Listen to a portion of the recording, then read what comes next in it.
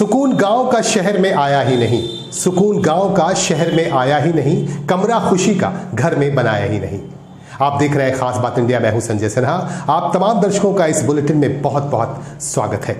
कई अहम खबरों से आपको जोड़ना चाहते हैं। सबसे पहली खबर हमारे पास आ रही है। अब से कुछ ही देर में पश्चिम बंगाल की मुख्यमंत्री ममता बनर्जी दुर्गापुर पहुंच चुकी हैं और दुर्गापुर में उनका पुरजोर स्वागत किया गया। सड़क के दोनों तरफ उनके समर्थक खड़े थे, तृणमूल कांग्रेस के समर्थक खड़े थे और जिन्होंने उनका पुरजोर तरीके से स्वागत किया। और राज्य के कानून और लोक निर्माण मंत्री मलय घटक सहित बड़े नेताओं ने उनका पुरजोर तरीके से स्वागत किया। वो यहाँ कई कार्यक्रमों में हिस्सा लेंगी और आपको बता दूं कि पानागढ़ इंडस्ट्रियल पार्क में वह कल जाएंगी और वहां जाकर कई परियोजनाओं का वह उद्घाटन करेंगी। आपको बता दूं कि पानागढ़ इंडस्ट्रियल पार्क बनाया गया है जिसमें कई कारखाने लगाए गए हैं, कई प्रोजेक्ट्स लगाए गए हैं, जिन प्रोजेक्ट्स का उद्घाटन करेंगी मुख्यमंत्री ममता बनर्जी। वाकई ये बंगाल सरकार की बड़ी पहल है और इस पहल से काफ़ी संख्या में लोगों को रोजगार भी मिल सकेगा। और आपको बता दूं कि यहाँ पत्रकारों से भी हो सकता है ममता बनर्जी बात करें और अपनी बातें रखें। वह क्या कहना चाहती हैं, कुछ उपहार भी दे सकती हैं वह यहाँ के लिए, इस क्षेत्र के लिए, पानागढ़, दुर्गापुर और आसनसोल क्षेत्र के लिए वह कुछ ऐलान भी कर सकती हैं। इसके बाद हमारे पास एक और इंफॉर्मेशन आ रहा है। स्क्रीन पर एक हम आपको तस्वीर दिखा रहे हैं। इस तस्वीर को देखकर आप समझ गए होंगे साइबर क्राइम तेजी से बढ़ता जा रहा है और साइबर क्राइम का कनेक्शन झारखंड के जामताड़ा जिले से बहुत गहरा है, बहुत बड़ा है और जामताड़ा में साइबर क्रिमिनल्स भरे हुए हैं। लेकिन पुलिस हर दिन अभियान चला रही है और अभियान चलाकर यहां से गिरफ्तार किया जा रहा है। दिल्ली पुलिस ने भी 14 अपराधियों को जामताड़ा जिले से गिरफ्तार किया और गिरफ्तार करने के बाद कार्रवाई हो रही है। और आइए इस इंफॉर्मेशन के बाद एक और अहम खबर से आपको जोड़ना चाहते हैं। हम आपको कुछ खास तस्वीरें दिखाएंगे, कुछ खास वीडियो हमारे पास आ रही हैं कुल्टी विधानसभा क्षेत्र के सातोड़िया इलाके से।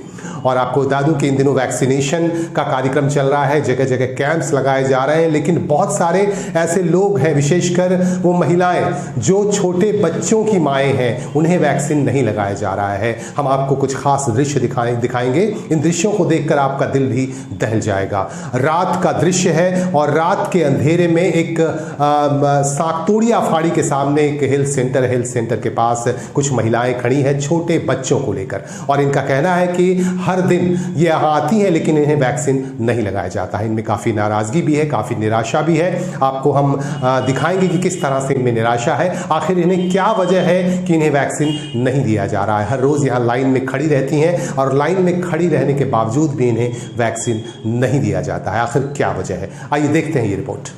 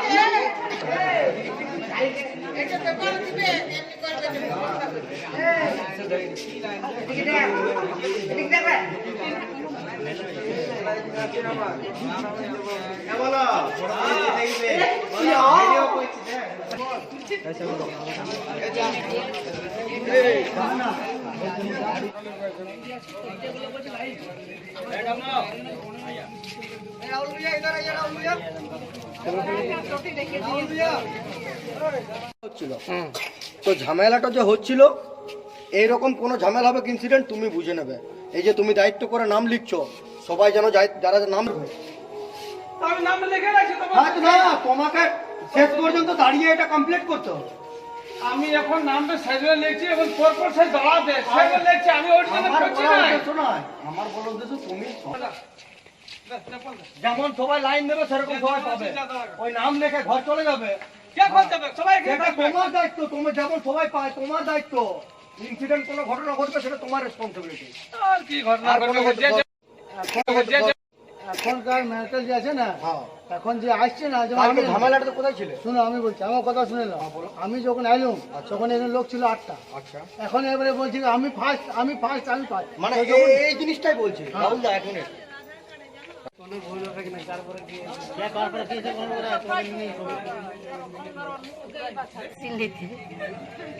তো রাত্রে কেন? পাওয়া যাচ্ছে না, দু তিন দিন ধরে ঘুরে ঘুরে যাচ্ছি। অনেক দূরে লাইন পড়ে যাচ্ছে, তখন আর বলছে হবে না, তখন আবার ঘুরে যেতে হচ্ছে। অত রাত্রিবেলা এসেও ঘুরে চলে যায়। তো মনে হচ্ছে কালকে আপনি ভ্যাকসিনটা পেয়ে যাবেন? দেখি না পাইলে কি করবো। কোথায় থেকে এসেছেন? মোজপুলি কিশোরগঞ্জ, কি নাম আপনার? জোসনাবাদ। তো রাত্রে কেন? রাত্রি সারা লাইন পাওয়া যাচ্ছে না, 3 দিন ধরে ঘুরে ঘুরে যাচ্ছে। হ্যাঁ, কেন? লাইন পাওয়া যাচ্ছে না, সবাই যে লাইন দিচ্ছে সে আমাদেরকে দিতে হচ্ছে। ভ্যাকসিনটা তো আপনি কখন পাবেন? সবাই বলছে 11টা। তো কি সারা রাত আপনি এরকমই থাকবেন? কি করবো, কষ্ট করতে হবে, সবাই কষ্ট করছে, আমাকেও করতে হবে। কি করলে ভালো হতো? কি করলে ভালো হতো? আমাদের ছেলে মেয়েরা স্কুলে পড়ছে, স্কুল থেকে ব্যবস্থা করলে ভালো হতো। তার মধ্যে পাওয়া কি নাম আপনার? আমার নাম শেফালি বাউরি। पश्चिम बंगाल में राज्यव्यापी पेट्रोल पंप हड़ताल के बावजूद भी बहुत सारे ऐसे पेट्रोल पंप्स हैं जो आज खुले हुए थे। इनका कहना है कि इन्हें नोटिस नहीं दिया गया, जिसकी वजह से इन्होंने काम जारी रखा और पेट्रोल पंप खुले रखे गए। हमारे संवाददाता ने पश्चिम बर्धमान जिले के विभिन्न पेट्रोल पंपों का मुआयना किया और वहां देखा कि ज़्यादातर पेट्रोल पंप्स बंद हैं।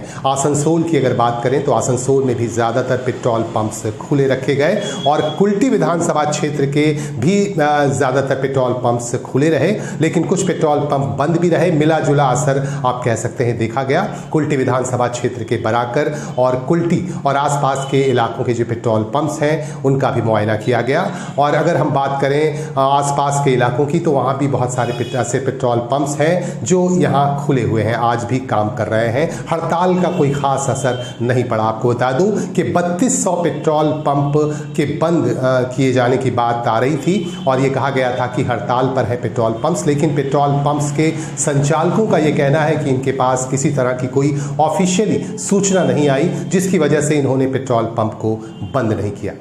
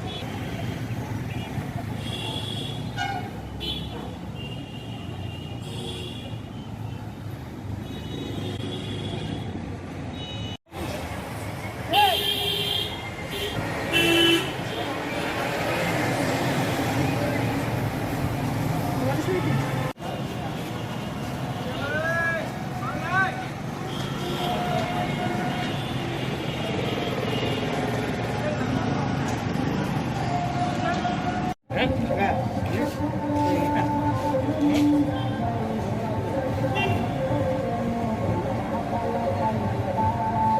पंप या बंद है? पेट्रोल पंप हमारा खुला हुआ है। अभी हमारे पास तो कोई ऐसा मैसेज नहीं आया था कि बंद करने के लिए, लेकिन हमारे जितने भी इंडियन न्यूज़ में देखा कि ये खुले हुए। क्या नाम है आपका? राजू सिंह।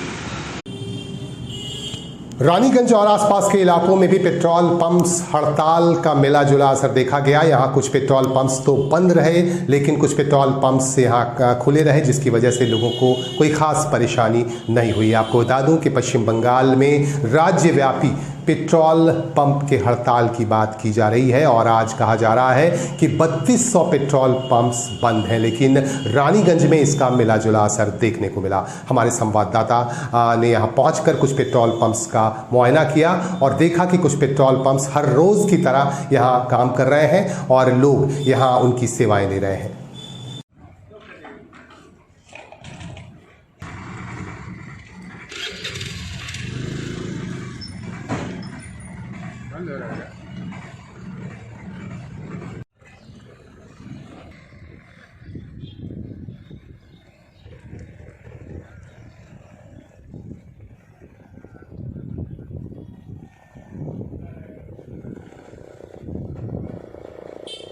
কি দাবি নিয়ে অ্যাসোসিয়েশন নিয়ে রেখেছে রাজ্য সরকারের কাছে? এটা অ্যাসোসিয়েশনের ব্যাপার, আমরা কি করবো? দাবিগুলো কি আছে 3 দফাতে? দাবি তো বলছে কম আসছে নাকি তেল, তারপর ইথানল মিশ্রিত। पश्चिम बंगाल सरकार की महत्वाकांक्षी योजनाओं को जन जन तक पहुंचाने के लिए दुआरे सरकार कैंप्स लगाए जा रहे हैं। रानीगंज के सियारसोल राजबाड़ी इलाके में भी आज दुआरे सरकार कैंप लगाए गए और इस कैंप के दौरान लोगों को सरकारी परियोजनाओं की जानकारी दी गई। विशेषकर महिलाओं के लिए बहुत ही अच्छी योजनाएं लाई गई हैं सरकार की तरफ से और इन योजनाओं का लाभ महिलाओं तक सीधे सीधे पहुंचे, इसके लिए इन कैंप्स का इंतजाम किया जा रहा है। हर जगह पे आज रानीगंज के राजबाड़ी इलाके में कैंप लगाया गया और इस कैंप के जरिए लोगों को सेवाएं दी गई और लोगों ने अपने फॉर्म्स फिलअप किए ताकि उनको सरकारी परियोजनाओं का लाभ मिल सके। इस मौके पर तृणमूल कांग्रेस के युवा नेता सदन कुमार सिंह से हमारे संवाददाता जाहिद अनवर ने बातचीत की।